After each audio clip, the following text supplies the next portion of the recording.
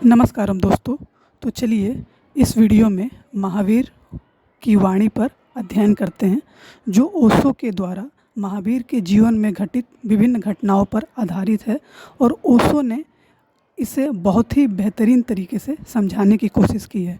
तो इसे बहुत ध्यान से सुनिएगा और इस अध्ययन के द्वारा आप बहुत सी चीज़ों को अपने जीवन में सुगम पाएंगे।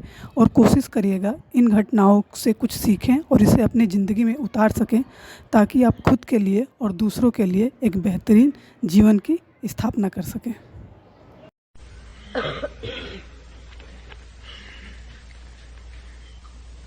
धम्मो मंगलमुख्यम अहिंसा संयमो तवो देवावीतं नमन्सन्ति यस्सधम्मे सयामणो। धर्म सर्वश्रेष्ठ मंगल है। कौन सा धर्म? अहिंसा, संयम और तप। जिस मनुष्य का मन उक्त धर्म में सदा संलग्न रहता है, उसे देवता भी नमस्कार करते हैं।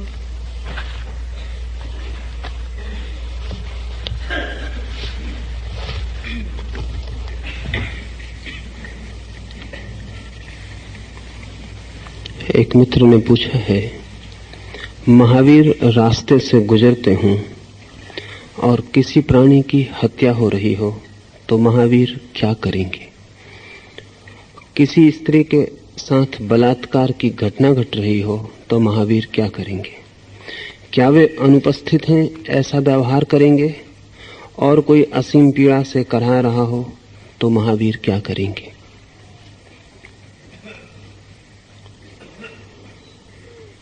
इस संबंध में थोड़ी सी बातें समझ लेनी उपयोगी हैं।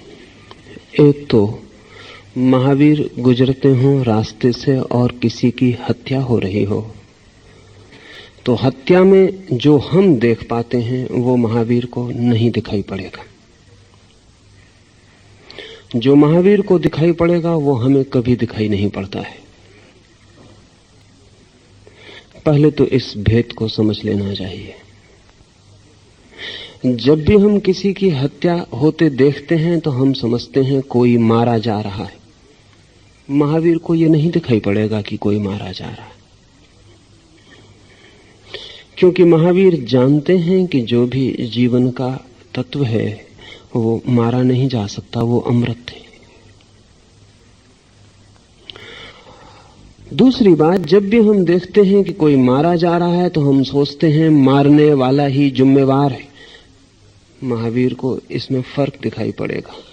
जो मारा जाता है वो भी बहुत गहरे अर्थों में जिम्मेवार है और हो सकता है केवल अपने ही किए गए किसी कर्म का प्रतिफल पाता हो। जब भी हम देखेंगे तो मारने वाला जिम्मेवार और मारा जाने वाला हमेशा निर्दोष मालूम पड़ेगा। हमारी दया और हमारी करुणा उसकी तरफ बहेगी जो मारा जा रहा है। महावीर के लिए ऐसा जरूरी नहीं होगा, क्योंकि महावीर का देखना और गहरा है। हो सकता है कि जो मार रहा है वो केवल एक प्रतिकर्म पूरा कर रहा हो, क्योंकि इस जगत में कोई अकारण नहीं मारा जाता है। जब कोई मारा जाता है तो वो उसके ही कर्मों की फल की श्रृंखला का हिस्सा होता है। इसका यह अर्थ नहीं है कि जो मार रहा है वो जिम्मेवार नहीं है, लेकिन हमारे और महावीर के देखने में फर्क पड़ेंगे।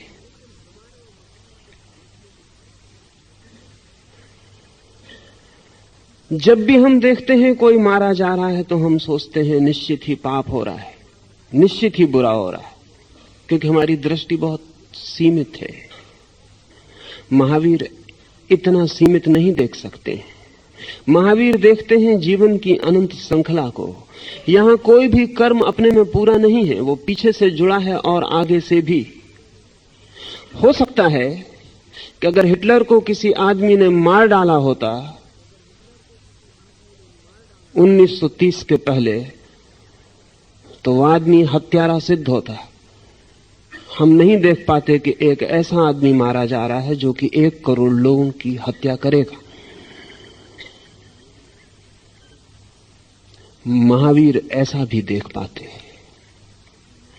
और तब तय करना मुश्किल है कि हिटलर का हत्यारा सच में बुरा कर रहा था या अच्छा कर रहा था, क्योंकि हिटलर अगर मरे तो करोड़ लोग बच सकते हैं। फिर भी इसका यह अर्थ नहीं है कि हिटलर को जो मार रहा था वो अच्छा ही कर रहा था। सच तो यह है कि महावीर जैसे लोग जानते हैं कि इस पृथ्वी पर अच्छा और बुरा ऐसा चुनाव नहीं है, कम बुरा और ज्यादा बुरा ऐसा ही चुनाव है, लेसर इविल का चुनाव है। हम आमतौर से 2 हिस्सों में तोड़ लेते हैं, ये अच्छा और ये बुरा। हम जिंदगी को अंधेरे और प्रकाश में तोड़ लेते हैं। महावीर जानते हैं कि जिंदगी में ऐसा तोड़ नहीं है। यहां जब भी आप कुछ कर रहे हैं तो ज्यादा से ज्यादा इतना ही कहा जा सकता है कि जो सबसे कम से कम बुरा विकल्प था वो आप कर रहे हैं। वो आदमी भी बुरा कर रहा है जो हिटलर को मार रहा है, लेकिन जो संभव हो सकता है हिटलर से वो इतना बुरा है कि इस आदमी को बुरा कहें। तो पहली बात मैं ये कहना चाहता हूं कि जैसा आप देखते हैं ऐसा महावीर नहीं देखेंगे।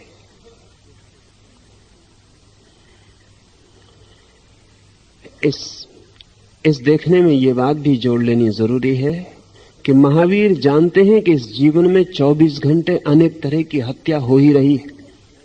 आपको कभी कभी दिखाई पड़ती है।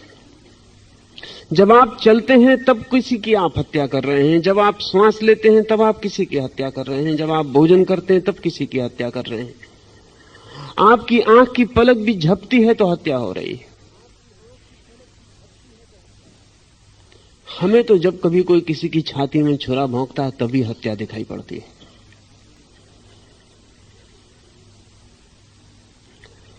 महावीर देखते हैं कि इस जीवन की जो व्यवस्था है वो हिंसा पर ही खड़ी है। यहां 24 घंटे प्रतिपल हत्या ही हो रही है। एक मित्र मेरे पास आए थे, वो कह रहे थे कि महावीर जहां चलते थे वहां अनेक अनेक मीलों तक अगर लोग बीमार होते तो तत्काल ठीक हो जाते थे। मेरा मन हुआ उनसे कहूं कि शायद उन्हें बीमारी के पूरे रहस्यों का पता नहीं है,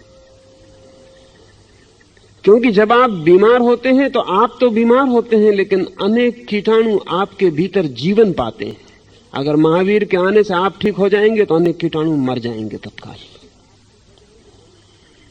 तो महावीर इस झंझट में ना पड़ेंगे, ध्यान रखना, क्योंकि आप कुछ विशिष्ट हैं ऐसा महावीर नहीं मानते। यहां प्रत्येक प्राण का मूल्य बराबर है। प्राण का मूल्य है। और आप अकेले बीमार होते हैं तब करोड़ों जीवन आपके भीतर पनपते हैं और स्वस्थ होते हैं। तो आप अगर सोचते हो कि महावीर कृपा करके और आपको ठीक कर दें, तो ऐसी कृपा महावीर को करनी बहुत मुश्किल होगी, क्योंकि आपके ठीक होने में करोड़ों का नष्ट होना निहित है। और आप इतने मूल्यवान नहीं हैं जितना आप सोचते हैं, क्योंकि वे जो करोड़ों आपके भीतर जी रहे हैं वे भी प्रत्येक अपने को इतना ही मूल्यवान समझता है। आपका उनको पता भी नहीं। आपके शरीर में जब कोई रोग के कीटाणु पलते हैं तो उनको पता भी नहीं है कि आप भी हैं। आप सिर्फ उनका भोजन है।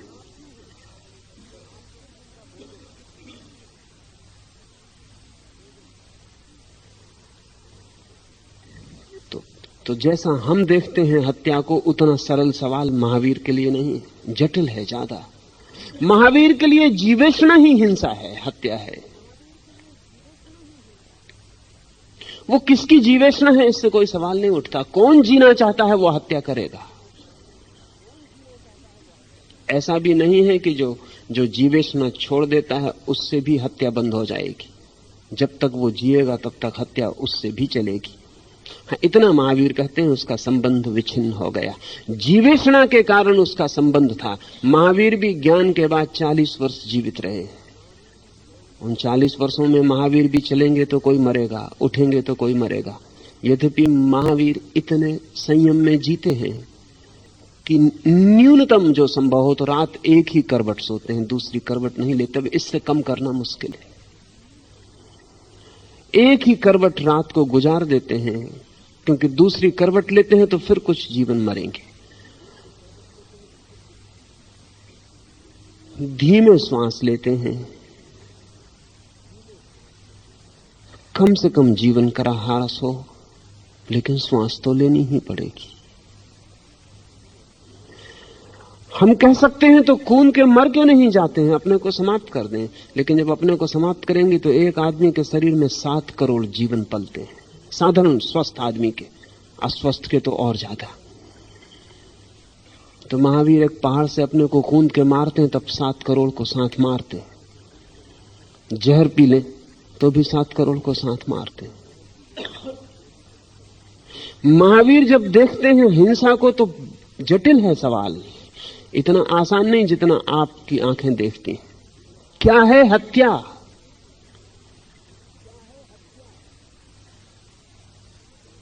कौन सी चीज हत्या है? महावीर के देखे तो जीवन को जीने की कोशिश में ही हत्या है, और जीवन को जीने में हत्या है। हत्या प्रतिपल चल रही है, और प्रत्येक जीना चाहता है, इसलिए उसे जब उस पर हमला होता है तब उसे लगता है हत्या हो रही, बाकी समय हत्या नहीं होती। अगर जंगल में आप जाके शेर का शिकार करते हैं तो वो खेल है, और शिकार शेर आपका करे तब शिकार नहीं कहलाता, वो तब वो हत्या है। तब वो जंगली जानवर है और आप बहुत सभ्य जानवर है। और मजा ये है कि शेर आपको कभी नहीं मारेगा जब तक उसको भूख ना लगी हो, और आप तभी उसको मारेंगे जब आपको भूख ना लगी हो, पेट भरा हो।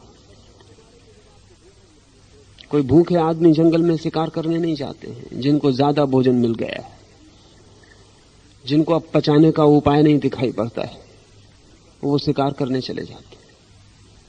शेर तो तभी मारता है जब भूखा हो, अनिवार्यता हो।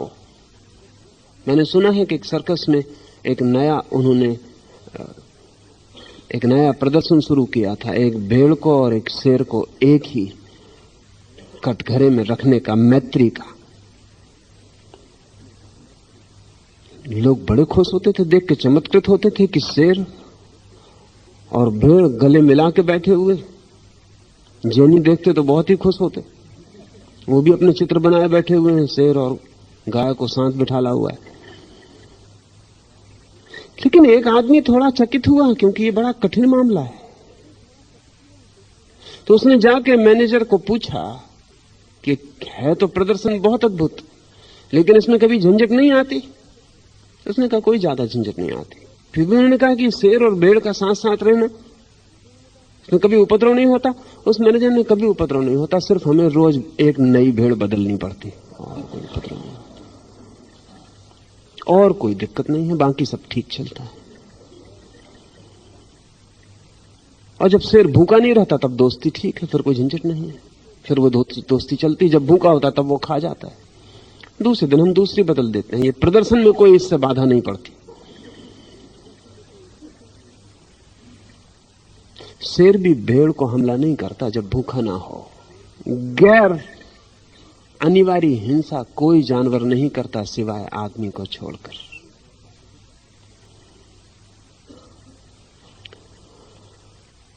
लेकिन हमारी हिंसा हमें हिंसा नहीं मालूम पड़ती, हम उसे नए नए नाम और अच्छे अच्छे नाम दे देते हैं। आदमी की हिंसा ना हो, फिर आदमी के साथ भी सवाल नहीं है, उसमें भी हम विभाजन करते हैं। हमारे निकट जो जितना पड़ता है उसकी हत्या हमें उतनी ज्यादा मालूम पड़ती। अगर पाकिस्तानी मर रहा है तो ठीक है, हिंदुस्तानी मर रहा हो तो तकलीफ होती।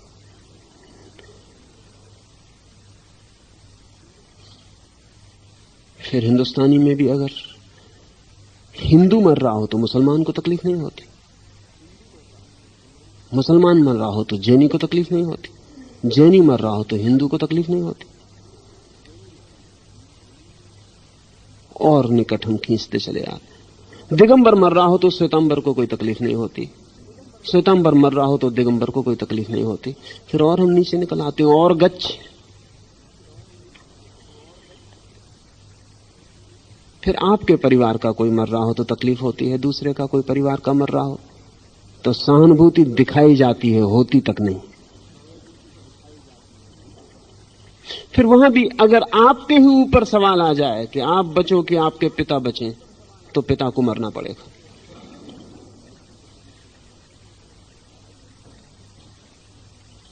भाई बचे कि आप बचें, तो फिर भाई को मरना पड़ेगा। फिर इसमें भी हिसाब है, अगर आपका सिर बचे कि पैर बचे, तो पैर को कटना पड़ेगा।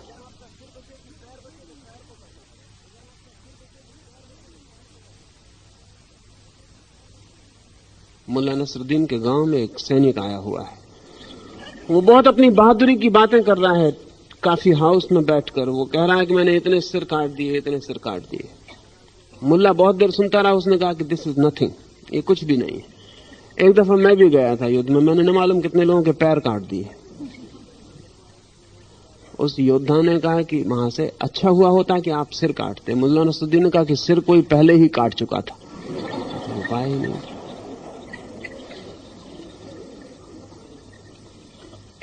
न मालूम कितनों के पैर काट के हम घर आ गए, कोई जरा सी खरोंच भी नहीं लगी। तुम तो काफी पिटे कुटे मालूम पड़ते हो। तो आपको इकोनॉमी वहां भी करनी पड़ेगी। अगर सिर और पैर का सवाल आपके कटने का उठे तो पैर को कटवा डालिएगा, क्या करिएगा। मैं हूं केंद्र सारे जगत का।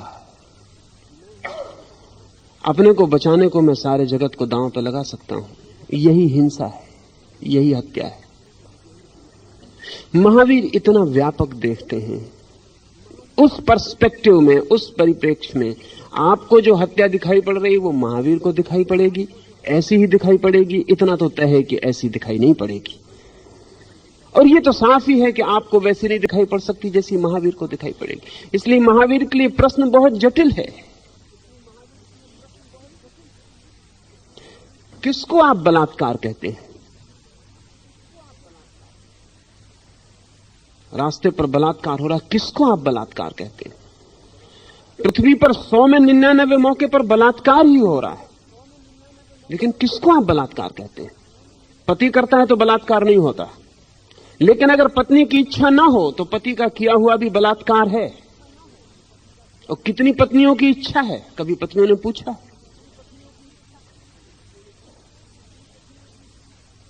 बलात्कार का अर्थ क्या है? कानून ने संज्ञा दे दी कि यह बलात्कार नहीं है तो बलात्कार नहीं है। समाज ने सैंक्शन दे दिया तो फिर बलात्कार नहीं है। बलात्कार है क्या? दूसरे की इच्छा के बिना कुछ करना ही बलात्कार है।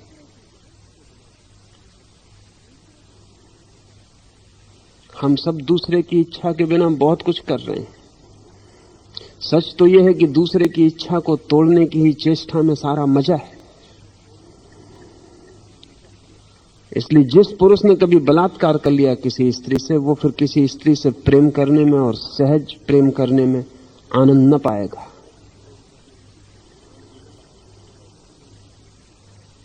क्योंकि जद्दोजहद से, जबरदस्ती से वो जो अहंकार की तृप्ति होती है वो सहज नहीं होती। अगर आप किसी आदमी से कुश्ती लड़ रहे हैं, वो अपने आप गिर के लेट जाए, कहे बैठ जाओ मेरी छाती पे, हम हार गए, तो मजा चला गया। जब आप उसको गिराते हैं, बड़ी मुश्किल से गिराते हैं, जितनी मुश्किल पड़ती है उसे गिराने में, उसकी छाती पे बैठ जाने में, उतना ही रस पाते। रस किस बात का है? रस विजय का है। इसलिए तो पत्नी में उतना रस नहीं आता जितना दूसरे की पत्नी में रस आता है। क्योंकि दूसरे की पत्नी को अभी भी जीतने का मार्ग है। अपनी पत्नी जीती जा चुकी, टेकन फॉर ग्रांटेड, अब उसमें कुछ मतलब है नहीं।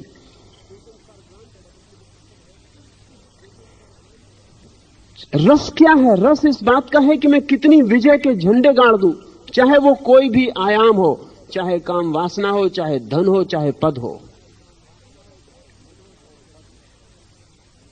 जहां जितना मुश्किल है वहां उतने अहंकार को जीतने का उपाय है, वहां अहंकार उतना विजेता होकर बाहर निकलता है। अगर महावीर से हम पूछें, गहरे में हम समझें, तो जहां जहां अहंकार चेष्टा करता है वहीं वहीं बलात्कार हो जाता है। वो बलात्कार अनेक रूपों में।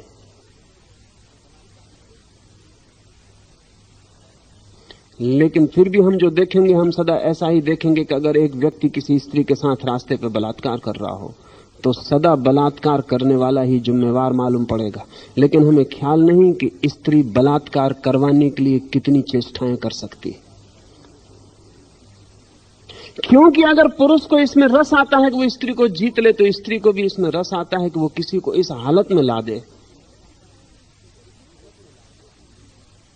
किरगार्ड ने अपनी एक अद्भुत किताब लिखी है, डायरी ऑफ ए सेड्यूसर, एक व्यभिचारी की diary.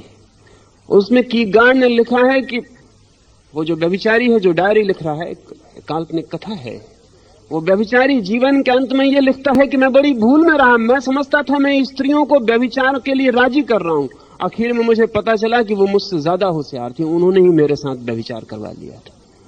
They seduced me, their technique was negative, इसलिए मुझे भ्रम बना रहा। कोई स्त्री कभी प्रस्ताव नहीं करती किसी पुरुष से विवाह करने का, प्रस्ताव करवा लेती है पुरुष से ही। इंतजाम सब करती है कि वो प्रस्ताव करे, प्रस्ताव करती नहीं।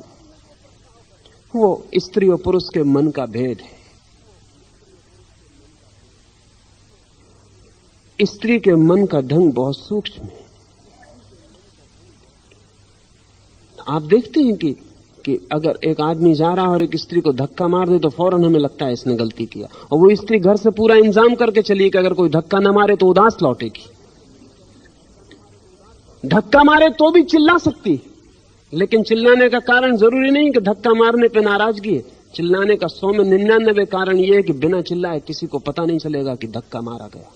पर यह बहुत गहरे में है, उसको भी पता ना हो, इसकी पूरी संभावना है। क्योंकि स्त्रियां जितने बंठन के और जिस व्यवस्था से निकल रही हैं वो धक्का मारने के लिए पूरा का पूरा निमंत्रण, उस निमंत्रण में हाथ उनका है।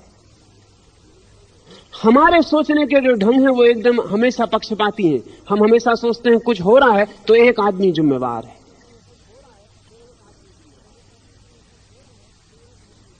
हमें ख्याल ही नहीं आता कि इस जगत में जिम्मेवारी इतनी आसान नहीं, ज्यादा उलझी हुई है। दूसरा भी जिम्मेवार हो सकता है, और दूसरे की जिम्मेवारी गहरी भी हो सकती है, कुशल भी हो सकती है, चालाक भी हो सकती है, सूक्ष्म भी हो सकती है। महावीर जब देखेंगे तो पूरा देखेंगे, और उस पूरे देखने में हमारे देखने में फर्क पड़ेगा। महावीर का जो विजन है वो टोटल होगा। अब दूसरी बात यह है कि महावीर कुछ करेंगे कि नहीं, भला अलग देखेंगे, ये भी समझ लिया जाए। कुछ करेंगे कि नहीं, तो मैं आपसे कहना चाहता हूं महावीर कुछ ना करेंगे, जो होगा उसे हो जाने देंगे। इस फर्क को समझ लें। आप रास्ते से गुजर रहे हैं और किसी की हत्या हो रही तो आप खड़े होकर सोचेंगे कि क्या करूं, करूं कि ना करूं। आदमी ताकतवर है कि कमजोर दिखता है, करूंगा तो फल क्या होंगे, किसी मिनिस्टर का रिश्तेदार तो नहीं है, करके उल्टा मैं तो ना फंसूंगा। आप 25 बातें सोचेंगे तब करेंगे। महावीर से कुछ होगा, सोचेंगे वो नहीं। सोचना वक्त बीते जा चुका, जिस दिन सोचना गया उसी दिन वे महावीर हुए। विचार अब नहीं चलता। विचार हमेशा पार्शियल होता है, टोटल विजन होता है। विचार हमेशा पक्षपाती होता है, दृष्टि दर्शन पूर्ण होता है। महावीर को एक स्थिति दर्शन में दिखाई पड़ेगी, फिर जो हो जाएगा वो हो जाएगा। महावीर लौट के भी नहीं सोचेंगे कि मैंने क्या किया, क्योंकि उन्होंने कुछ किया नहीं।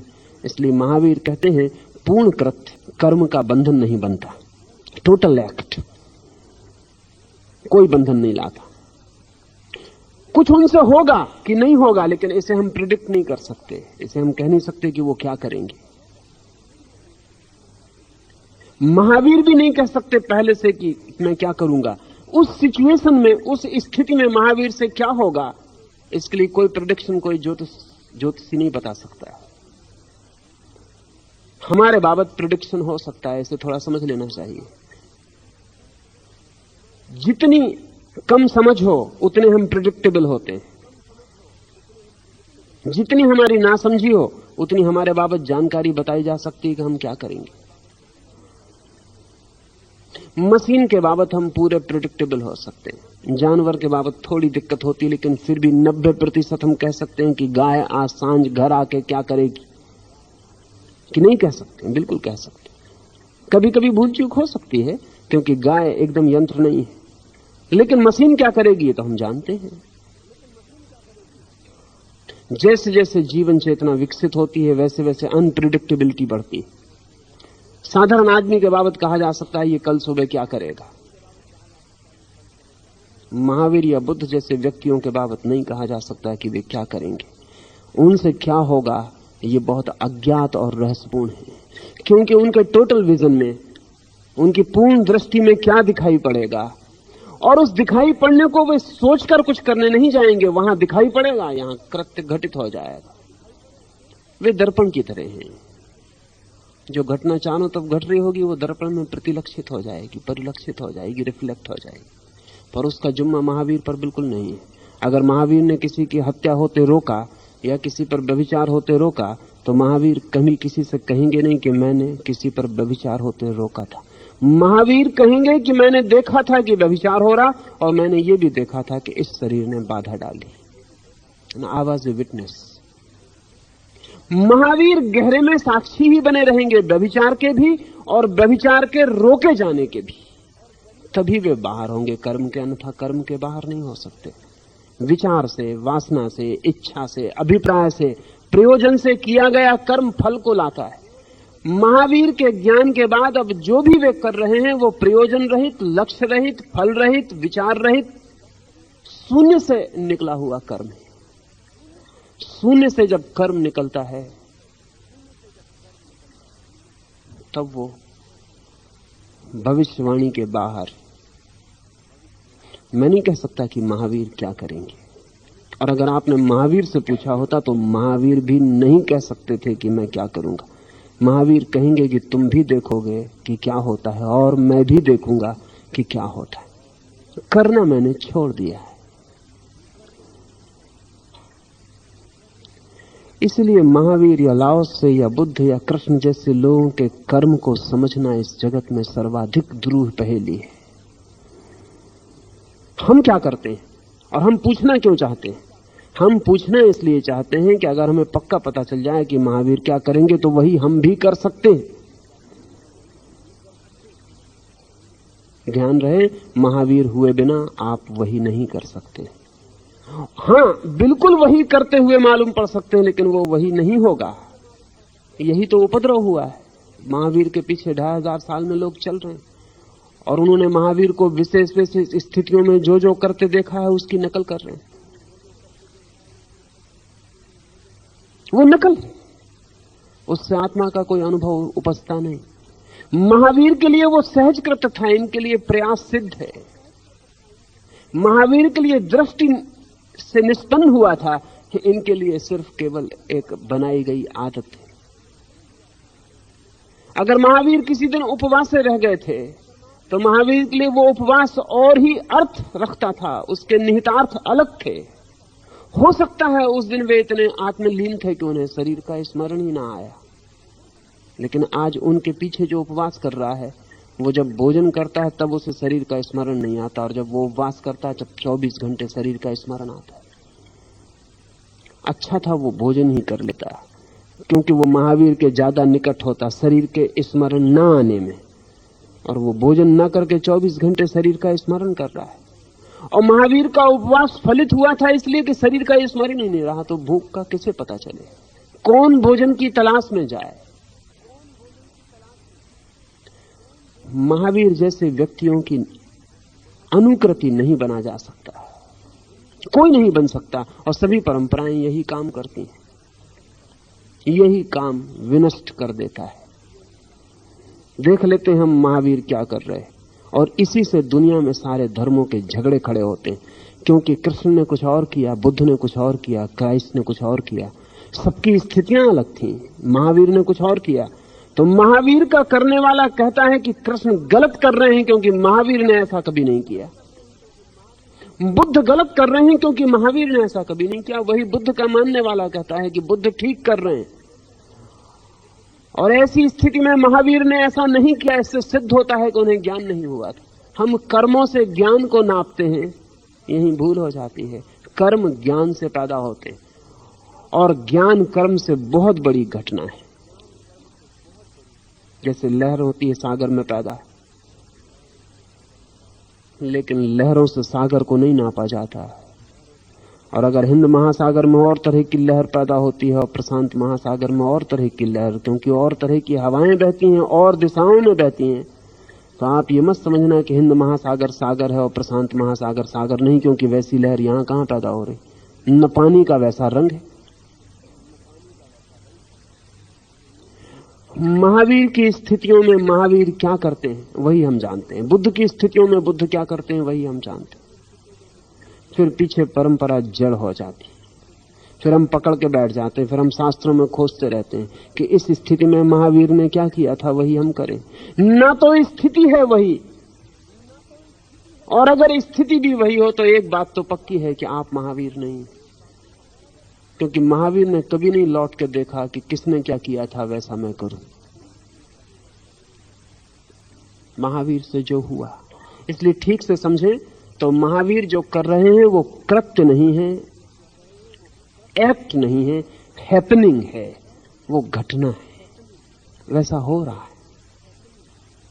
वो कोई नियमबद्ध बात नहीं, वो नियम मुक्त चेतना से घटी हुई घटना है, वो स्वतंत्र घटना है, इसलिए कर्म का उसमें बंधन नहीं है।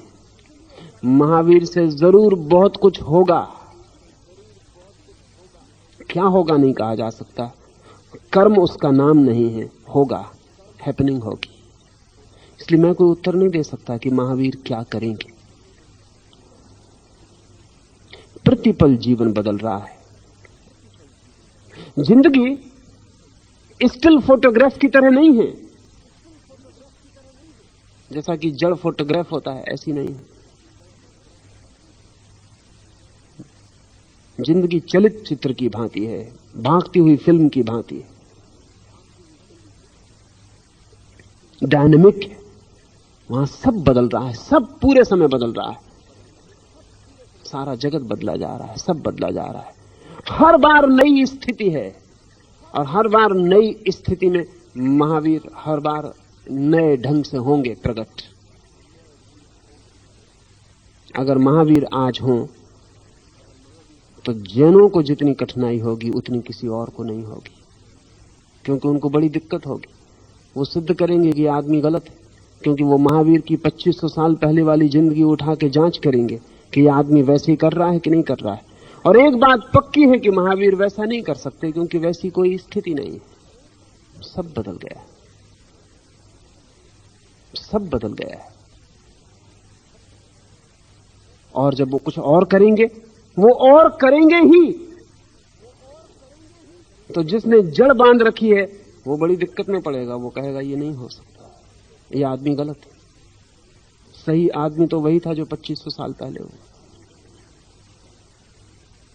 इसलिए महावीर को जैन भर स्वीकार न कर सकेंगे। हाँ, और कोई मिल जाए नए लोग स्वीकार करने वाले, अलग बात है। यही बुद्ध के साथ होगा, यही कृष्ण के साथ होगा। होने का कारण है क्योंकि हम कर्मों को पकड़ के बैठ जाते हैं। कर्म तो राख की तरह हैं, धूल की तरह हैं, टूट गए पत्ते हैं वृक्षों के, सूख गए पत्ते हैं वृक्षों के, उनसे वृक्ष नहीं नापे जाते। वृक्ष में तो प्रतिपल नए अंकुर आ रहे हैं, वही उसका जीवन है। सूखे पत्ते उसका जीवन नहीं है। सूखे पत्ते तो बताते यही हैं कि वो वृक्ष के लिए व्यर्थ होकर बाहर गिर गए। सब कर्म आपके सूखे पत्ते, वो बाहर गिर जाते। भीतर तो जीवन प्रतिपल नया और हरा होता चला जाता, वो डायनेमिक। हम सूखे पत्तों को इकट्ठा कर लेते हैं, सोचते हैं वृक्ष को जान लिया। सूखे पत्तों से वृक्ष का क्या लेना देना? वृक्ष का संबंध तो सतत धारा से है प्राण की, जहां नए पत्ते प्रतिपल अंकुरित हो रहे हैं। और नए पत्ते कैसे अंकुरित होंगे नहीं कहा जा सकता, क्योंकि वृक्ष सोच सोच के पत्ते नहीं निकालता। वृक्ष से पत्ते निकलते हैं। सूरज कैसा होगा, हवाएं कैसी होंगी, वर्षा कैसी होगी, चांद तारे कैसे होंगे, इस सब पे निर्भर करेगा। उस सबसे पत्ते निकलेंगे, टोटल से निकलेगा सब, समग्र से निकलेगा सब। महावीर जैसे लोग कॉस्मिक में जीते हैं, समग्र में जीते हैं। कुछ नहीं कहा जा सकता कि वो क्या करेंगे। वो हो सकता है जिस पर बलात्कार हो रहा है उसको डांटे डपटे, कुछ कहा नहीं जा सकता, नहीं तो भूल हो जाती है। मुल्ला नसरुद्दीन गुजर रहा है गांव से, देखा कि एक छोटे से आदमी की एक बहुत बड़ा तगड़ा आदमी अच्छी पिटाई कर रहा, उसकी छाती पे बैठा हुआ। मुल्ला को बहुत गुस्सा आ गया। मुल्ला दौड़ा और तगड़े आदमी पे टूट पड़ा। बामुश्किल, तगड़ा आदमी काफी तगड़ा था, मुल्ला और उसके लिए भी काफी पड़ रहा था। किसी तरह उसको नीचे गिरा पाया। दोनों ने मिलकर उसकी अच्छी मरम्मत की। जैसे वो छोटा आदमी छूटा वो निकल भागा। वो बड़ा आदमी बहुत देर से कह रहा था मेरी सुन भी तो, लेकिन मुल्ला इतने गुस्से में था कि सुने कैसे। जब वो निकल भागा तब मुल्ला ने कहा तू क्या कहता? वो बोला कि वो मेरी जेब काट के भाग गया। वो मेरी जेब काट रहा था, उसी में तो झगड़ा हुआ और तू उल्टे मेरी कुटाई कर दिया और उसको निकाल दिया। मुल्ला ने कहा ये तो बहुत बुरी बात है, लेकिन तूने पहले क्यों ना कहा? मुल्ला उस आदमी ने कहा मैं बार बार कह रहा हूं लेकिन तू सुने तब। तू तो एकदम पिटाई में लग गया। जिंदगी बहुत जटिल है। वहां कौन पिट रहा है जरूरी नहीं कि वो पिटने के योग्य ना हो। कौन पीट रहा है जरूरी नहीं कि वो बेचारा गलत ही कर रहा हो।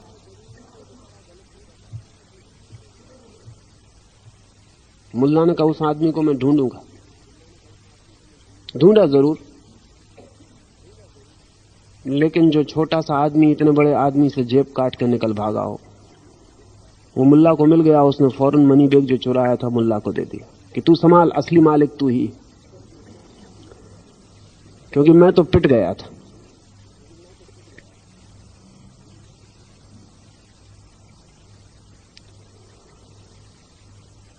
जिंदगी जटिल है। महावीर जैसे व्यक्ति उसको उसकी पूरी जटिलता में देखते हैं, और जब वो उसकी पूरी जटिलता में दिखाई पड़ती है तो क्या होगा उनसे कहना आसान नहीं है। और प्रत्येक घटना में जटिलता बदलती चली जाती है। डायनेमिक बहाव है। संयम पर आज कुछ समझ लें, क्योंकि महावीर उसे धर्म का दूसरा महत्वपूर्ण सूत्र कहते हैं। अहिंसा आत्मा है, संयम जैसे श्वास और तप जैसे देह। महावीर ने शुरू किया, कहा पहले अहिंसा संयमो तवो।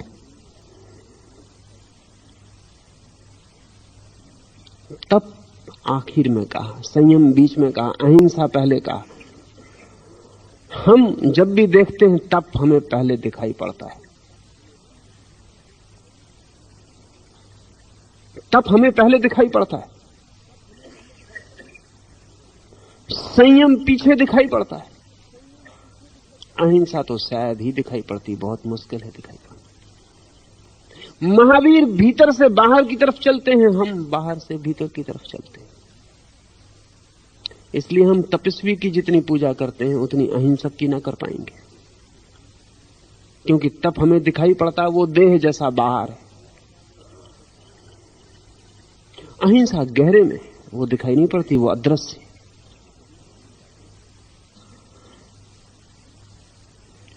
संयम का हम अनुमान लगाते हैं।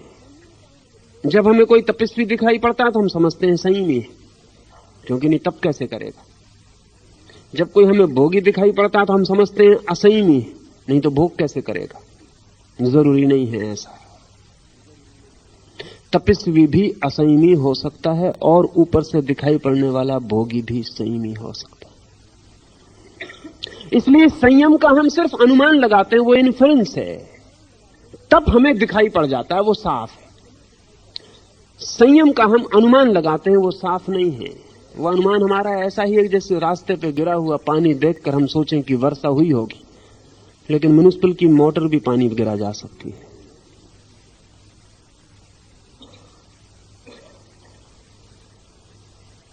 पुराने तर्कशास्त्रों की किताबों में लिखा है कि जहां जहां पानी गिरा दिखाई पड़े समझना कि वर्षा हुई हो, क्योंकि उस वक्त म्युनिसिपल की मोटर नहीं थी।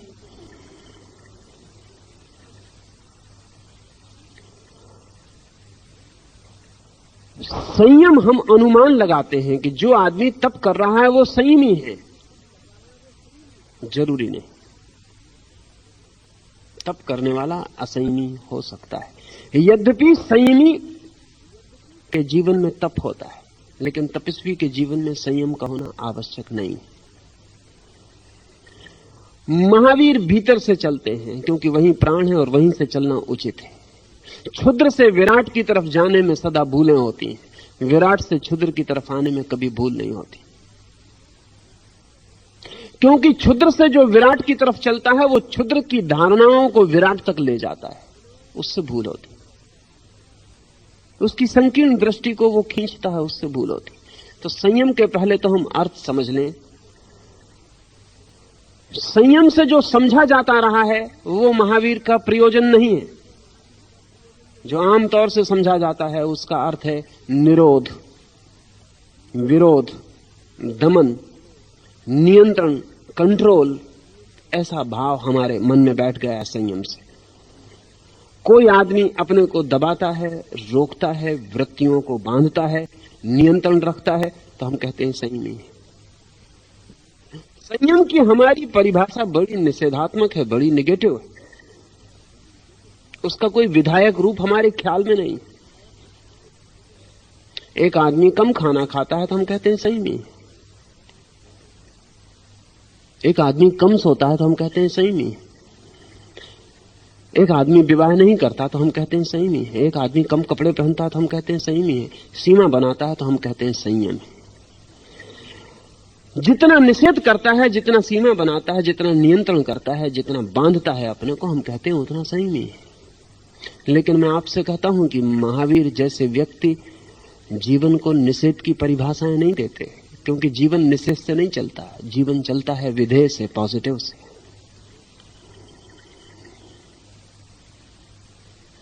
जीवन की सारी ऊर्जा विधेय से चलती है। तो महावीर की यह परिभाषा नहीं हो सकती। महावीर की परिभाषा तो संयम के लिए बड़ी विधेय की होगी, बड़ी विधायक होगी, सशक्त होगी, जीवंत होगी। इतनी मुर्दा नहीं हो सकती जितनी हमारी परिभाषा है। इसीलिए हमारी परिभाषा मान के जो संयम में जाता है उसके जीवन का तेज बढ़ता हुआ दिखाई नहीं पड़ता और क्षीण होता हुआ मालूम पड़ता। मगर हम कभी फिक्र नहीं करते, हम कभी ख्याल नहीं करते कि महावीर ने जिस संयम की बात कही है उससे तो जीवन की महिमा बढ़नी चाहिए, उससे तो प्रतिभा और आभा मंडित होनी चाहिए। लेकिन जिनको हम तपस्वी कहते हैं उनकी आईक्यू की कभी जांच करवाई कि इनकी बुद्धि की कितना अंक बढ़ा, इनकी बुद्धि का अंक और कम हो जाता। लेकिन हमें प्रयोजन नहीं कि इनकी प्रतिभा नीचे गिर रही, हमें प्रयोजन है कि रोटी कितनी खा रहे हैं, कपड़ा कितना पहन रहे हैं। बुद्धिहीन से बुद्धिहीन पूछ सकता है अगर लंगोटी लगा ले,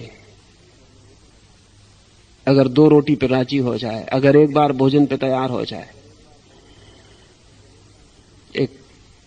एक साधु मेरे पास आए थे और मुझसे कहने लगे कि आपकी बात मुझे ठीक लगती है, मैं छोड़ देना चाहता हूं ये परंपरागत साधुता, लेकिन मैं बड़ी मुश्किल में पड़ूंगा। अभी करोड़पति मेरा पैर छूता है, कल वो मुझे पहरेदार की नौकरी भी देने को तैयार नहीं हो सकता। वही आदमी। कभी सोचा है आपने कि जिसके आप पैर छूते हैं, अगर एक घर में बर्तन मलने के लिए आपके पास आए तो आप कहेंगे सर्टिफिकेट है, कहां करते थे नौकरी पहले, कहां तक पढ़े हो, कोई चोरी चपाटी तो नहीं करते। लेकिन पैर छूने में किसी प्रमाण पत्र की कोई जरूरत नहीं होती। इतनी प्रमाण पत्र काफी होता है कि आपकी बुद्धि को समझ में आ जाए कि ये संयमी है। संयम का जैसे अपने में हमने कोई मूल्य समझ रखा है कि जो अपने को रोक लेता है तो संयमी है। रोक लेने में जैसे अपना कोई गुण है, नहीं, जीवन के सारे गुण फैलाव के हैं, जीवन के सारे गुण विस्तार के हैं, जीवन के सारे गुण विधायक उपलब्धि के हैं, निषेध के नहीं है। महावीर के लिए संयम और है, उसकी हम बात करें, लेकिन हम जिसे संयम समझते हैं उसका भी हम ख्याल ले लें। हमारे लिए संयम का अर्थ है अपने से लड़ता हुआ आदमी, महावीर के लिए संयम का अर्थ है अपने साथ राजी हुआ आदमी। हमारे लिए संयम का अर्थ है अपनी वृत्तियों को संभालता हुआ आदमी। महावीर के लिए संयम का अर्थ है अपनी वृत्तियों का मालिक हो गया। जो संभालता तो वही है जो मालिक नहीं है। संभालता वही है जो मालिक नहीं है। संभालना पड़ता ही इसलिए है कि वृत्तियां अपनी मालिकियत रखती हैं। लड़ना पड़ता इसीलिए है कि आप वृत्तियों से कमजोर हैं। अगर आप वृत्तियों से ज्यादा शक्तिशाली हैं तो लड़ने की जरूरत नहीं रहती, वृत्तियां अपने से गिर जाती। महावीर के लिए संयम का अर्थ है आत्मवान। इतना आत्मवान की वृत्तियां उसके सामने खड़ी भी नहीं हो पाती, आवाज भी नहीं दे पाती। उसका इशारा पर्याप्त है। ऐसा नहीं कि उसे क्रोध को दबाना पड़ता है ताकत लगा के, क्योंकि जिससे ताकत लगा के दबाना पड़े उससे हम कमजोर हैं, और जिसे हमने ताकत लगा के दबाया है उसे हम कितना ही दबाएं हम दबा ना पाएंगे। वो आज नहीं कल टूटता ही रहेगा, फूटता ही रहेगा, बहता ही रहेगा। महावीर कहते हैं संयम का अर्थ है आत्मवान। इतना आत्मवान है व्यक्ति की क्रोध क्षमता नहीं जुटा सकता कि उसके सामने आ जाए। एक कॉलेज में मैं था, वहां एक बहुत मजेदार घटना घटी। उस कॉलेज के प्रिंसिपल बहुत शक्तिशाली आदमी थे।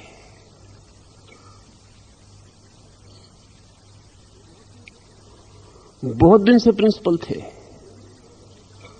उम्र भी हो गई रिटायर होने की, तो वो रिटायर नहीं होते थे। प्राइवेट कॉलेज था, कमेटी के लोग उनसे डरते थे, प्रोफेसर उनसे डरते थे। फिर 10-5 प्रोफेसरों ने इकट्ठा होकर कुछ ताकत जुटाई, और उनमें जो सबसे ताकतवर प्रोफेसर था उसको आगे बढ़ाने की कोशिश की। कहा कि तुम सबसे ज्यादा पुराने भी हो, सीनियर मोस्ट भी हो, तुम्हें प्रिंसिपल होना चाहिए, ये आदमी को अब हटना चाहिए। सारे प्रोफेसरों ने ताकत लगा के, मैंने उनसे कहा भी कि देखो तुम झंझट में पड़ोगे, क्योंकि मैं जानता हूं कि तुम सब कमजोर हो, और जिस आदमी को तुम आगे बढ़ा रहे हो वो आदमी बिल्कुल कमजोर है। फिर भी वो नहीं माने, उनका सब संगठन में शक्ति है। सारे प्रोफेसर प्रिंसिपल के खिलाफ इकट्ठे हो गए, और एक दिन उन्होंने कॉलेज पे कब्जा भी कर लिया, और जिन सज्जन को चुना था उनको प्रिंसिपल की कुर्सी पे बिठा दिया।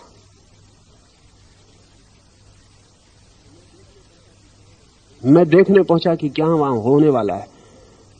जो प्रिंसिपल थे वो ठीक वक्त पर, उनको घर खबर कर दी गई कि ऐसा ऐसा हुआ है, उन्होंने कहा हो जाने दो। वो ठीक वक्त पर 11 बजे जैसा रोज आते थे, आए दफ्तर में। वो दफ्तर में आया कि जिनको बिठाला था उस आदमी ने उठ के नमस्कार किया और कहा आइए बैठिए। वो तत्काल हट गया वहां से।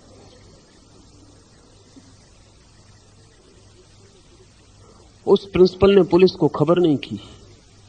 इन लोगों ने खबर कर रखी थी कि कोई गड़बड़ हो तो। मैंने उनसे पूछा कि आपने पुलिस को खबर नहीं की? उन्होंने कहा इन लोगों के लिए पुलिस की खबर, इनको जो करना है करने दो। शक्ति जब स्वयं की भीतर होती है तो वृत्तियों से लड़ना नहीं पड़ता। वृत्तियां आत्मवान व्यक्ति के सामने सिर झुका के खड़ी हो जाती हैं। वे तो कमजोर आत्मा के सामने ही सिर उठाती हैं। इसलिए जो हमने आमतौर से सुन रखी है परिभाषा संयम की, कि जैसे कोई सारथी रथ में बंधे हुए घोड़ों की लगाम में पकड़े बैठा हुआ है, ऐसा अर्थ संयम का नहीं है, वो दमन का अर्थ है और गलत है। संयम का महावीर के लिए तो अर्थ है जैसे कोई शक्तिवान अपनी शक्ति में प्रतिष्ठित है, उसकी शक्ति में प्रतिष्ठित होना ही, उसका अपनी ऊर्जा में होना ही वृत्तियों का निर्बल और नपुंसक हो जाना, इंपोटेंट हो जाना। महावीर अपनी काम वासना पे बस पाके ब्रह्मचरी को उपलब्ध नहीं होते। ब्रह्मचरी की इतनी ऊर्जा है कि काम वासना सिर नहीं उठा पाती। ये विधायक अर्थ है। महावीर अपनी हिंसा से लड़के अहिंसक नहीं बनते, अहिंसक हैं इसलिए हिंसा सिर नहीं उठा पाते। महावीर अपने क्रोध से लड़के क्षमा नहीं करते, क्षमा की इतनी शक्ति है कि क्रोध को उठने का अवसर कहां। महावीर के लिए अर्थ है स्वयं की शक्ति से परिचित हो जाना। संयम है। संयम इसे क्यों नाम दिया है? संयम नाम बहुत अर्थपूर्ण है और संयम का शब्द का भी अर्थ बहुत महत्वपूर्ण है। अंग्रेजी में जितनी भी किताबें लिखी गई हैं और संयम के बाबत जिन्होंने भी लिखा उन्होंने उसका अनुवाद कंट्रोल किया है, जो कि गलत है।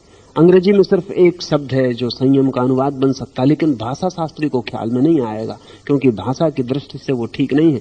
अंग्रेजी में जो शब्द है ट्रैंक्विलिटी, वो संयम का अर्थ हो सकता है।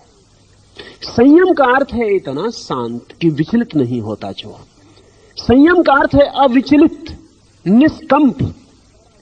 संयम का अर्थ है ठहरा हुआ। गीता में कृष्ण ने जिसे स्थिति प्रज्ञ कहा है, महावीर के लिए वही संयम।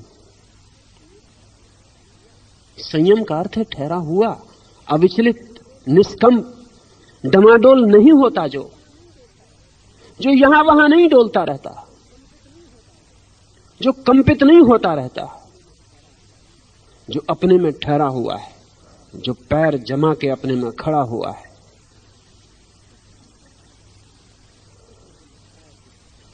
इसे हम और दिशा से समझें तो ख्याल में आ जाएगा। अगर संयम का ऐसा अर्थ है तो असंयम का अर्थ हुआ कंपन, बेवरिंग, ट्रेम्बलिंग। वो जो कपता हुआ मन है, और कपते हुए मन का नियम है कि वो एक अति से दूसरी अति पर चला जाता।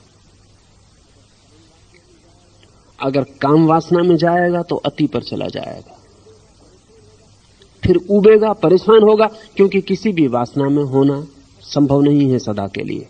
सब वासनाएं उबा देती हैं, सब वासनाएं घबरा देती हैं, क्योंकि उनसे मिलता कुछ भी नहीं। मिलने के जितने सपने थे वो और टूट जाते हैं, सिवाय विफलता और विषाद के कुछ हाथ नहीं लगता।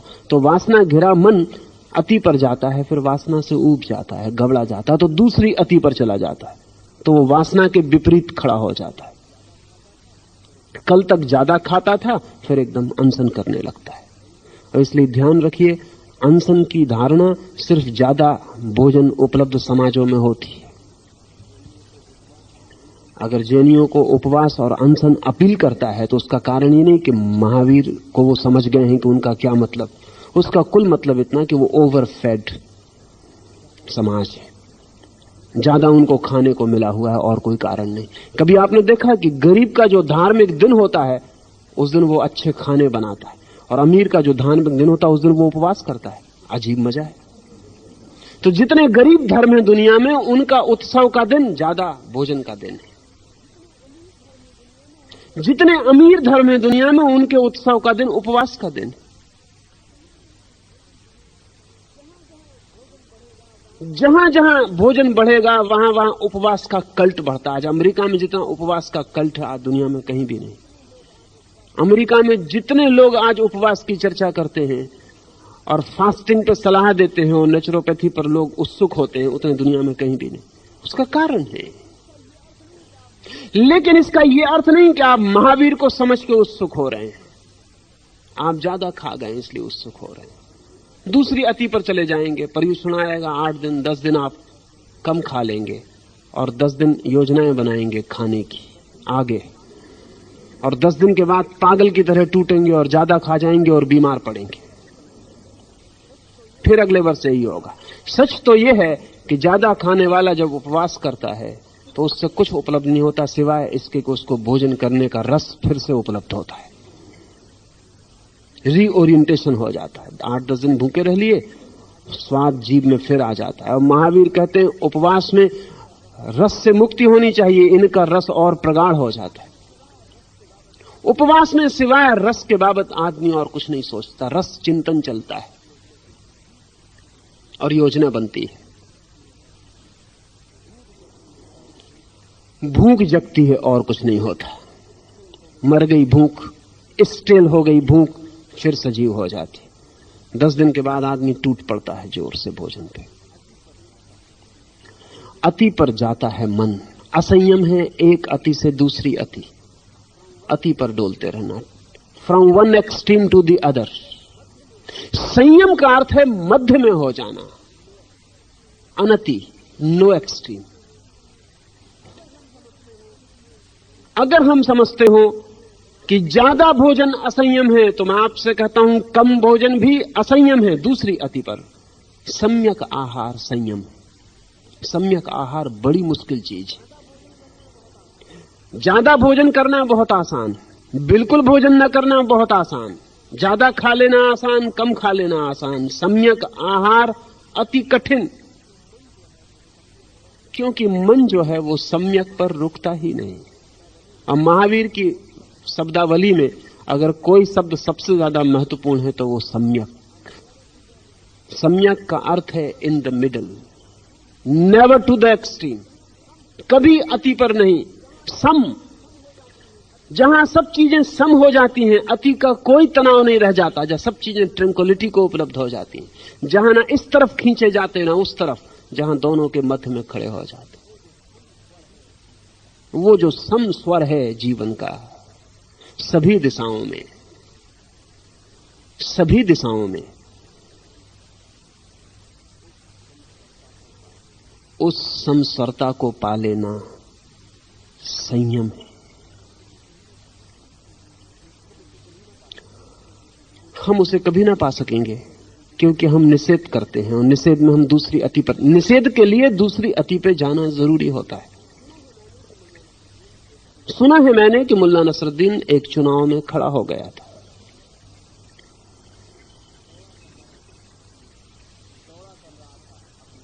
दौड़ा कर रहा था अपनी कॉन्स्टिट्यूंसी का, अपने चुनाव क्षेत्र का।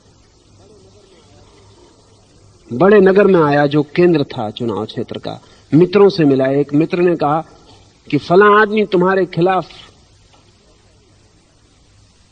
ऐसा ऐसा बोलता था। तो मुल्ला जितनी गाली जानता था उसने सब दी।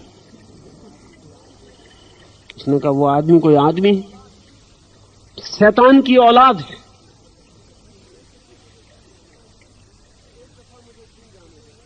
और एक दफा मुझे चुन जाने दो, उसे नरक भिजवा के रहूंगा। उस मित्र ने कहा कि मैं तो सिर्फ सुना था कि मुल्ला तुम बहुत अच्छी गालियां दे सकते हो, इसलिए मैंने ये कहा। वो आदमी तुम्हारा बड़ा प्रशंसक है। मुल्ला ने कहा कि मैं पहले से ही जानता हूं कि वो देवता है। एक दफे मुझे चुन जाने दो, देखना न उसकी पूजा करवा दूं, मंदिरों में बिठा दूं, वो आदमी देवता है।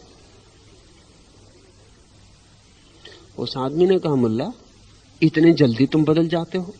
मुल्ला ने कहा कौन नहीं बदल जाता,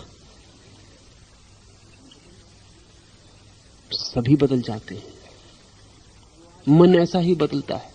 जो आज रूप की देवी मालूम पड़ती है, कल वही साक्षात कुरूपता मालूम पड़ सकती।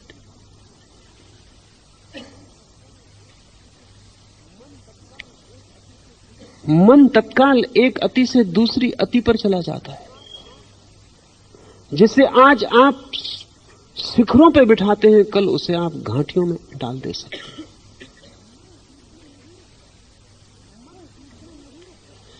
मन बीच में नहीं रुकता, क्योंकि मन का अर्थ है तनाव, टेंशन। बीच में रुकेंगे तो तनाव तो होगा नहीं। जब तक अति पर न हो तब तक तनाव नहीं होता। इसलिए एक अति से दूसरी अति पर मन डोलता रहता है।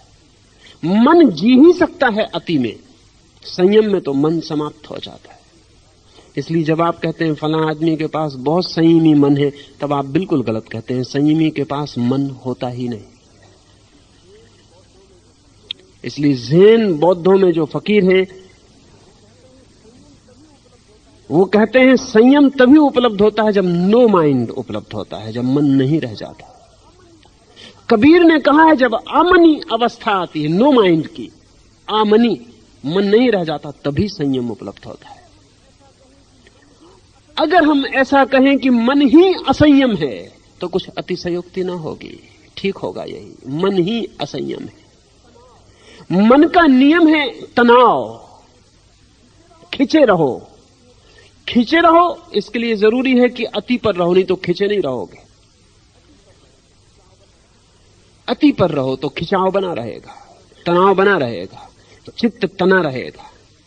और हम सब ऐसे लोग हैं कि जितना चित्त तना रहे उतना ही हमें लगता है कि हम जीवित हैं। अगर चित्त में कोई तनाव ना हो तो हमें लगता है मरे। मर न जाएं, खो न जाएं। जो लोग ध्यान में गहरा उतरते हैं वो मुझे आके कहने लगते हैं कि अब तो बहुत डर लगता है, ऐसा लगता है कहीं मर न जाएं। मरने का कोई सवाल नहीं है ध्यान में, लेकिन डर लगने का सवाल है। डर इसलिए लगता है कि जैसे जैसे ध्यान गहरा होता है मन शून्य होता है, और जब मन शून्य होता है तो हमने तो अपने को मन ही समझा हुआ है, तो लगता है हम मरे, मिट ना जाएंगे। अगर अति छोड़ देंगे तो समाप्त ना हो जाएंगे, गति कहां रहेगी, फिर हम समाप्त ही हो जाएंगे। डॉक्टर ग्रीन ने अमेरिका में एक यंत्र बनाया हुआ है, फीडबैक यंत्र है और कीमती है, और आज नहीं कल सभी मंदिरों में लग जाना चाहिए, सभी गिरजाघरों में, सभी चर्चों में। एक यंत्र है जिस पे कुर्सी पे आदमी बैठ जाता है और सामने उसकी कुर्सी पर पर्दा लगा होता है। उस पर्दे पर थर्मामीटर की तरह प्रकाश घटने बढ़ने लगते हैं।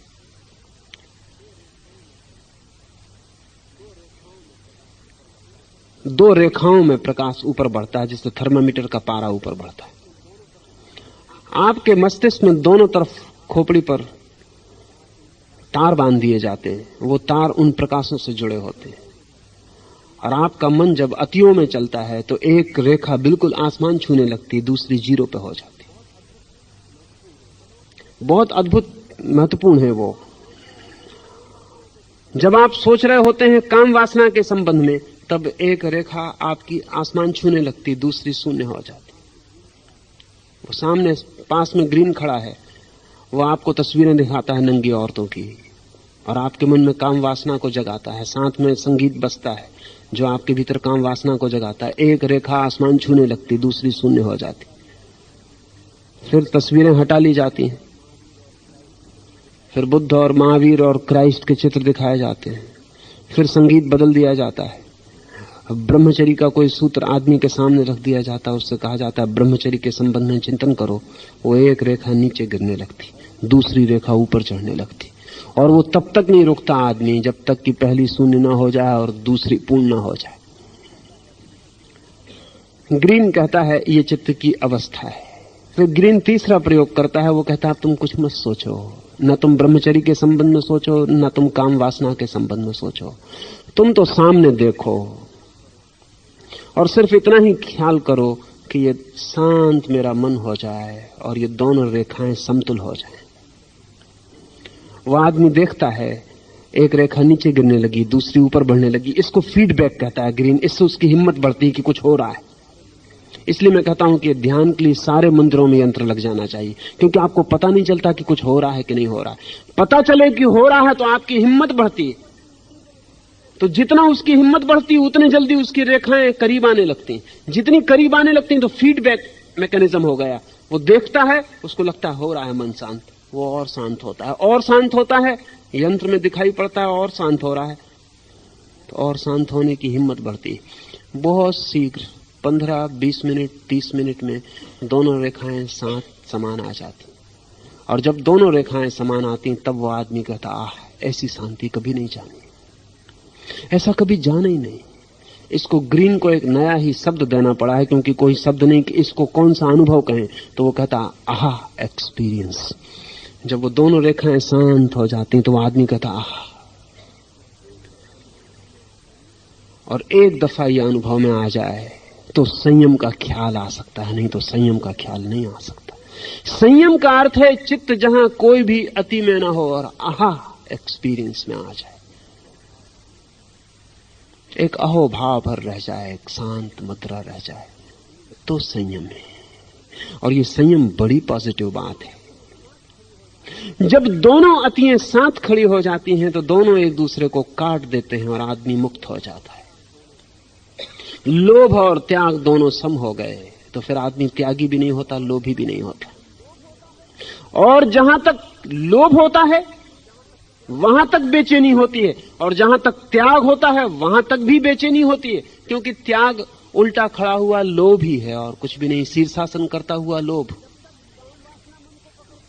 जब तक काम वासना मन को पकड़ती तब तक भी बेचैनी होती है, और जब तक ब्रह्मचर्य आकर्षण देता तब तक भी बेचैनी होती है, क्योंकि ब्रह्मचर्य है क्या?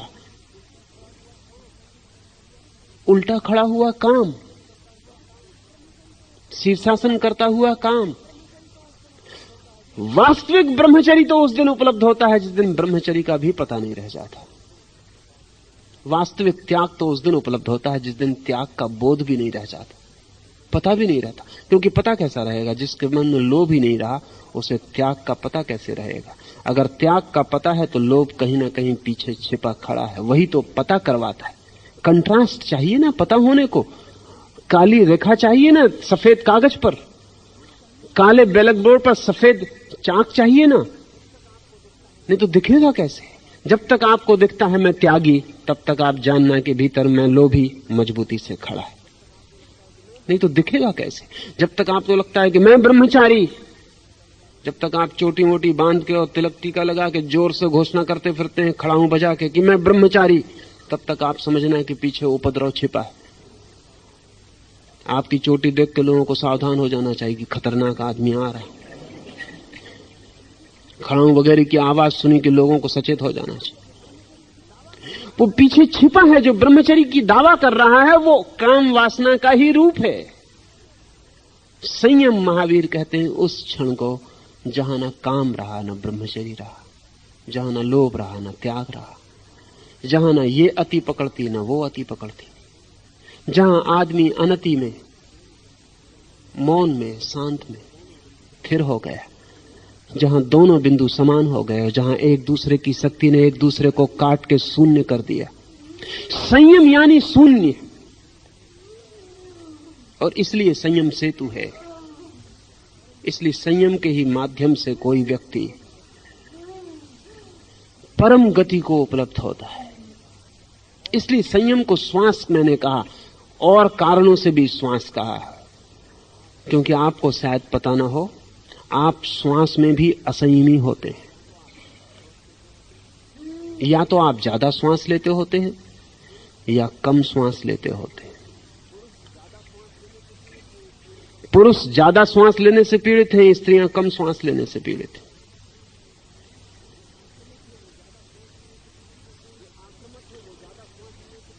जो आक्रामक है वो ज्यादा श्वास लेने से पीड़ित होते हैं, जो सुरक्षा के भाव में पड़े रहते हैं वो कम श्वास लेने से पीड़ित होते हैं।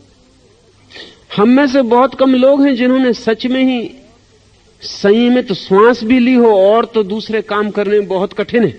श्वास तो आपको लेनी भी नहीं पड़ती, उसमें कोई हानि लाभ भी नहीं है, लेकिन वो भी हम संयमित नहीं लेते। हमारी श्वास भी तनाव के साथ चलती है। ख्याल करें आप, काम वासना में आपकी श्वास तेज हो जाएगी, आप उतने ही समय में जितनी आप साधारण श्वास लेते हैं दुगनी और तिगनी श्वास लेंगे, इसलिए पसीना आ जाएगा, शरीर थक जाएगा। अब अगर कोई आदमी ब्रह्मचर्य साधने की कोशिश करेगा तो साधने में वो श्वास कम लेने लगेगा, ठीक विपरीत होगा ही। असल में ब्रह्मचारी जो है वो एक अर्थ में कंजूस है सब मामलों में। ये नहीं कि वो वीरी शक्ति के मामले में कंजूस है, जैसे वो कंजूस होता है सब मामलों में, वैसे वो श्वास के मामले में भी कंजूस हो जाता है। अगर हम बायोलॉजिकली समझने की कोशिश करें तो जो ब्रह्मचर्य की कोशिश है वो एक तरह का कॉन्स्टिपेशन की कोशिश है, कोष्ठबद्धता है। वो आदमी सब चीजों को भीतर रोक लेना चाहता है, कुछ निकल ना जाए शरीर से उसके, तो श्वास भी वो धीमी लेगा, सब चीजों को रोक लेगा, और रुकाव उसके चारों तरफ व्यक्तित्व में खड़ा हो जाए। ये अतियां हैं। श्वास की सरलता उस क्षण में उपलब्ध होती है जब आपको पता ही नहीं चलता कि आप श्वास ले भी रहे हैं। ध्यान में जो लोग भी गहरे जाते हैं उनको वो क्षण आ जाता है कि वो मुझे आके कहते हैं कि कहीं श्वास बंद तो नहीं हो जाती। पता ही नहीं चलता, बंद नहीं होती श्वास चलती रहती, लेकिन इतनी शांत हो जाती, इतनी समतुल हो जाती, बाहर जाने वाली श्वास भीतर आने वाली श्वास ऐसी समतुल हो जाती है कि दोनों तराजू बराबर खड़े हो जाते, पता ही नहीं चलता। क्योंकि पता चलने के लिए थोड़ा बहुत हलन चलन चाहिए, पता चलने के लिए थोड़ी बहुत डगमगाहट चाहिए, पता चलने के लिए थोड़ा मूवमेंट चाहिए। वो सब मूवमेंट एक अर्थ में स्थिर हो जाता है।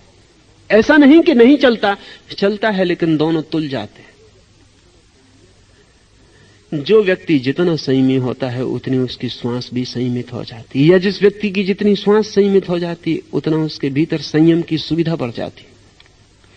इसलिए श्वास पर बड़े प्रयोग महावीर ने किए। श्वास के संबंध में भी अत्यंत संतुलित, और जीवन के और सारे आयामों में भी अत्यंत संतुलित। महावीर कहते हैं सम्यक आहार, सम्यक व्यायाम, सम्यक निद्रा, सम्यक, सभी कुछ सम्यक हो। वो नहीं कहते कि कम सो, वो नहीं कहते कि ज्यादा सो, वो कहते उतना ही सो जितना सम है। वो नहीं कहते कम खाओ ज्यादा खाओ, वो कहते हैं उतना ही खाओ जितना सम पर ठहर जाता है। इतना खाओ कि भूख का भी पता ना चले और भोजन का भी पता ना चले। अगर खाने के बाद भूख का पता चलता है तो आपने कम खाया, और अगर खाने के बाद भोजन का पता चलने लगता है तो आपने ज्यादा खा लिया। इतना खाओ कि खाने के बाद भूख का भी पता ना चले और पेट का भी पता ना चले। लेकिन हम दो में से ही कर पाते हैं, या तो हमें भूख का पता चलता है और या हमें पेट का पता चलता है। भूख के पहले, भोजन के पहले भूख का पता चलता है, भोजन के बाद भोजन का पता चलता है, लेकिन पता चलना जारी रहता है। महावीर कहते हैं पता चलना बीमारी है। असल में शरीर के उसी अंग का पता चलता है जो बीमार होता है। स्वस्थ अंग का पता नहीं चलता। सिर दर्द होता है तो सिर का पता चलता है, पैर में कांटा गड़ता है तो पैर का पता चलता है। महावीर कहते हैं सम्यक आहार, पता ही ना चले, भूख का भी नहीं, भोजन का भी नहीं, सोने का भी नहीं, जागने का भी नहीं, श्रम का भी नहीं, विश्राम का भी नहीं। मगर हम दो में से कुछ एक ही कर पाते हैं, या तो हमें श्रम ज्यादा कर लेते हैं या विश्राम ज्यादा कर लेते हैं। कारण क्या है ये ज्यादा कर लेने का, कुछ भी ज्यादा कर लेने का? कारण यही है कि ज्यादा करने में हमें पता चलता है कि हम हैं, हमें पता चलता है कि हम हैं, और हम चाहते हैं कि हमें पता चलता रहे कि हम हैं। यही महावीर की अहिंसा के बाबत मैंने आपसे कहा कि अहिंसा का अर्थ है हमें पता ही ना चले कि हम हैं, एब्सेंट हो जाएं, अनुपस्थित।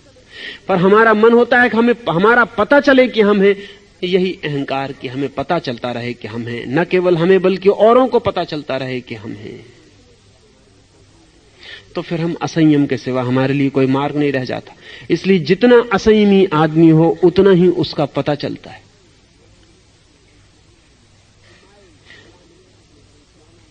इमाइल जोला ने अपने संस्मरणों में लिखा है कि अगर दुनिया में सब अच्छे आदमी हों तो कथा लिखना बहुत मुश्किल हो जाए, कथानक ना मिले। अच्छे आदमी की कोई जिंदगी की कहानी होती नहीं होती। क्या बताइएगा, बुरे आदमी की जिंदगी में कहानी होती है। बुरे आदमी की जिंदगी एक कहानी होती है। अच्छे आदमी की जिंदगी अगर सच में ही अच्छी है तो शून्य हो जाती, कहानी कहां बचती, कुछ नहीं बचता।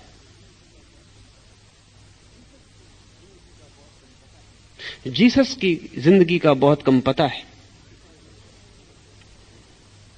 ईसाई बड़े परेशान रहते हैं कि जिंदगी का बहुत कम पता है, वो कोई उत्तर नहीं दे पाते। जीसस पैदा हुए इसका पता है, फिर 5 साल की उम्र में एक बार मंदिर में देखे गए इसका पता है, फिर 30 साल की उम्र में देखे गए इसका पता है, फिर 33वें साल में सूली लग गई इसका पता। बस इतनी कहानी है। 30 साल की जिंदगी का कोई पता नहीं है। ईसाई फकीर मुझे मिलने आया था, वो कहने लगा कि आप महावीर के संबंध में कहते हैं, बुद्ध के संबंध में कहते हैं, कभी आप क्राइस्ट के संबंध में कहें, और वो 30 साल जो बिल्कुल पता नहीं उनके संबंध में कहें। तो मैंने कहा थोड़ा तो कहा जा सकता है, लेकिन सच बात यह है कि पता न होने का कुल कारण इतना है कि जीसस की जिंदगी में कुछ भी नहीं था, नो इवेंट।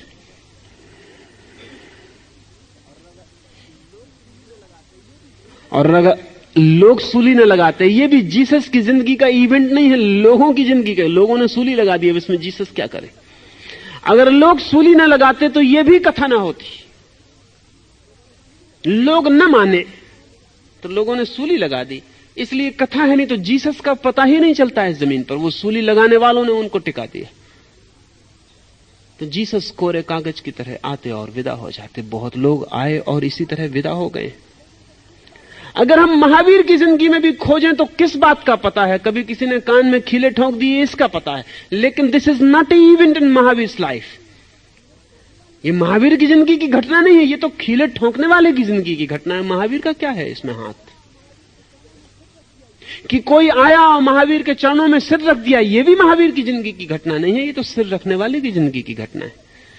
कि किसी ने चिल्ला के महावीर को तीर्थंकर कह दिया, यह भी महावीर की जिंदगी की घटना नहीं है, यह भी तो किसी के चिल्लाने की घटना है।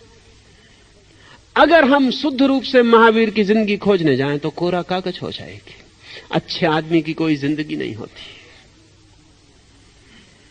बुरे आदमी की ही जिंदगी होती। इसलिए कहानी लिखनी हो कि सिन्ने कथा लिखनी हो, बुरे आदमी को चुनना पड़ता है। उसके बिना नहीं, उसके बिना बहुत मुश्किल हो जाए। रावण के बिना हम रामायण की कल्पना नहीं कर सकते, राम के बिना कर भी सकते।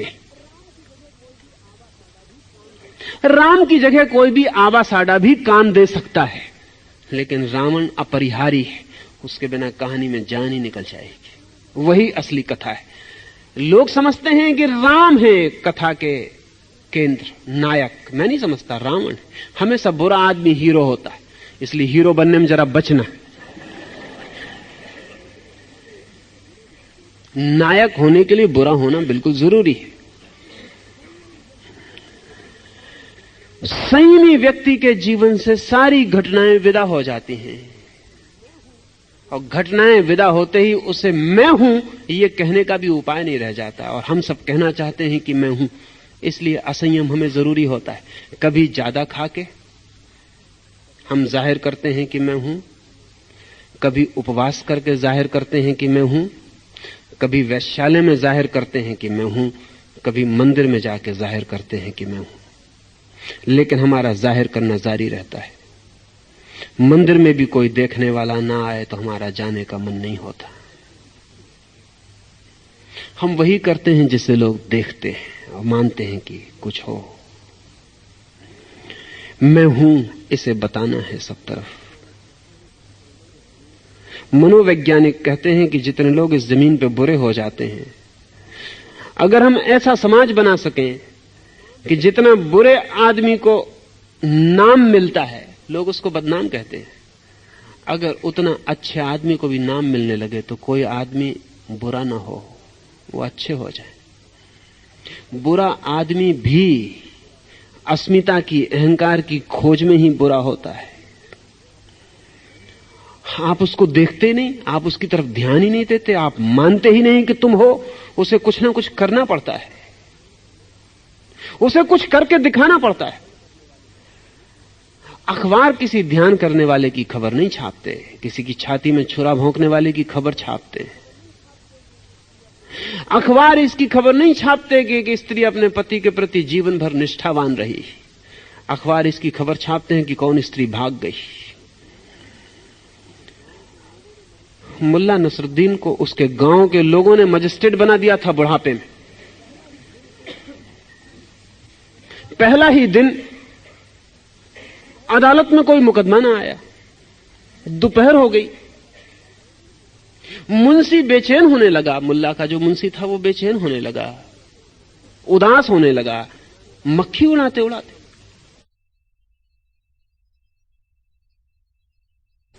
मुल्ला ने कहा बेचैन मत हो, घबरा मत। Have faith on human nature, आदमी के स्वभाव पर भरोसा रखो, सांझ तक कुछ ना कुछ होकर रहेगा। तो घबरा मत, इतना बेचैन मत हो।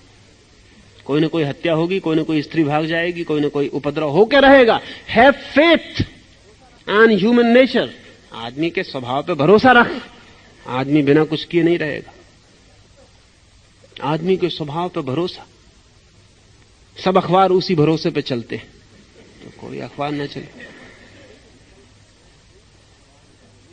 लेकिन कल घटनाएं घटेंगी, अखबार में जगह नहीं बचेगी। पक्का पता है, आदमी का स्वभाव पे भरोसा है।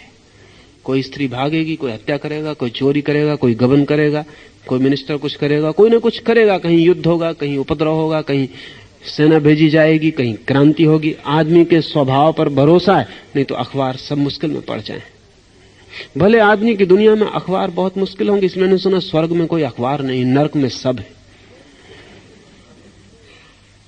स्वर्ग में कोई घटना नहीं घटती, नो इवेंट। खबर भी क्या छापिएगा? अगर छापिएगा भी तो छपते छपते बस, और लेकिन कुछ छपेगा नहीं। भले आदमी की जिंदगी में कोई घटना नहीं है, और हम चाहते हैं कि हम हों, और घटनाओं के जोड़ के बिना हम नहीं हो सकते। और अगर घटनाएं चाहिए तो आपको तनाव में जीना पड़ेगा, अतियों पर डोलना पड़ेगा, क्रोध करना पड़ेगा, क्षमा करना पड़ेगा, भोग करना पड़ेगा, त्याग करना पड़ेगा, दुश्मनी करनी पड़ेगी, दोस्ती करनी पड़ेगी।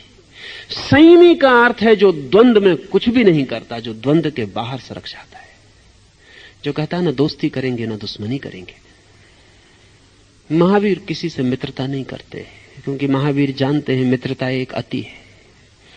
महावीर किसी से शत्रुता भी नहीं करते, क्योंकि महावीर जानते हैं शत्रुता आती। लेकिन हम उल्टा सोचते हैं। हम सोचते हैं कि अगर दुनिया से शत्रुता मिटानी हो तो सबसे मित्रता करनी चाहिए।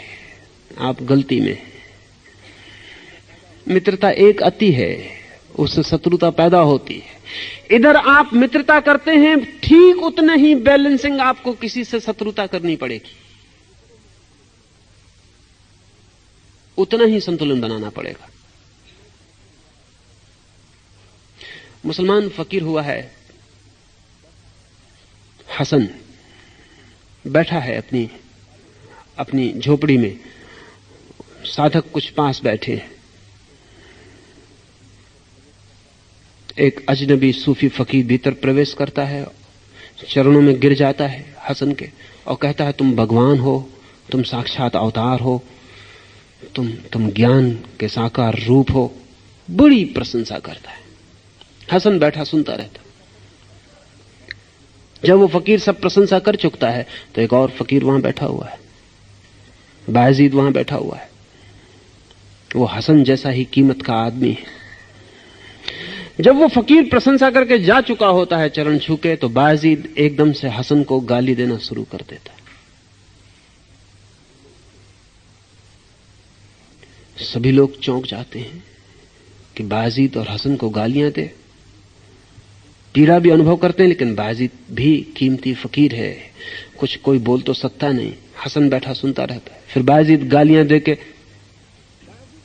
चला जाता है। बायजीद के जाते ही शिष्यों में से कोई पूछता है हसन से कि हमारी समझ में नहीं आया कि बायजीद ने इस तरह का अभद्र व्यवहार क्यों किया। हसन ने कहा, कुछ नहीं, जस्ट बैलेंसिंग, कोई अभद्र व्यवहार नहीं किया। वो एक आदमी देखते हो, पहले भगवान कह गया, इतनी प्रशंसा कर गया, तो किसी को तो बैलेंस करना ही पड़ेगा, कोई तो संतुलन करेगा ही। Now everything is balanced. अब हम वही हैं जहां इन दोनों आदमियों के पहले थे। अपना काम शुरू करें। जिंदगी में आप इधर मित्रता बनाते हैं, उधर शत्रुता निर्मित हो जाती है। इधर आप किसी को प्रेम करते हैं, उधर किसी को घृणा करना शुरू हो जाता है। जिंदगी में जब भी आप किसी द्वंद्व को चुनते हैं, दूसरे द्वंद्व में भी ताकत पहुंचनी शुरू हो जाती। आप चाहें न चाहें, ये सवाल नहीं है। जीवन का नियम यह है। इसलिए महावीर किसी को मित्र नहीं बनाते। और जब वो कहते हैं कि सबसे मेरी मैत्री है, तो उसका मतलब मित्रता नहीं होता। उसका मतलब है कि मेरी किसी से कोई शत्रुता नहीं, मित्रता नहीं। जो बच रहता है उसको मैत्री कहते हैं। जो बच रहता है, कुछ बच नहीं रहता, एक निराकार भाव बच रहता है। कोई संबंध बच नहीं रहता, एक असंबंधित स्थिति बच रहती है। कोई पक्ष नहीं बच रहता, एक तटस्थ दशा बच रहती है। तो जब वो कहते हैं सबसे मेरी मैत्री है, तो उसका मतलब सिर्फ इतना ही है। उससे हम भूल में ना पड़े कि वो हमारी जैसी मित्रता है। हमारी मित्रता तो बिना शत्रुता के हो नहीं सकती। जब वो कहते हैं सबसे मुझे प्रेम है, तो हम इस भ्रम में ना पड़े कि वो हमारे जैसा प्रेम है। हमारा प्रेम बिना घृणा के नहीं हो सकता, बिना ईर्ष्या के नहीं हो सकता। इसलिए महावीर जैसे लोगों को समझने की जो सबसे बड़ी कठिनाई है वो ये है कि शब्द वे वही उपयोग करते हैं जो हम, और कोई उपाय भी नहीं है, वही शब्द हैं उपयोग करने के लिए, और हमारे भाव उन शब्दों से बहुत और हैं, हमारे अर्थ बहुत और हैं, और महावीर के अर्थ बहुत और हैं। संयम का विधायक अर्थ है स्वयं में इतना ठहर जाना कि मन की किसी अति पर कोई हलन चलन ना हो। आज इतना ही, फिर हम कल बात करें। अभी जाए ना, थोड़ी देर बैठे, धुन सन्यासी करते हैं, उसमें सम्मिलित हो। मुझे आशा है कि महावीर वाणी पर यह चर्चा आपको पसंद आई होगी और इससे आपने बहुत कुछ सीखा होगा, जिससे आप अपने जीवन में अपना सकेंगे और दूसरों को लाभ पहुंचा सकेंगे और अपने जीवन को एक अच्छे स्तर पर ला सकेंगे। सुनने के लिए बहुत बहुत धन्यवाद और बहुत बहुत आभार।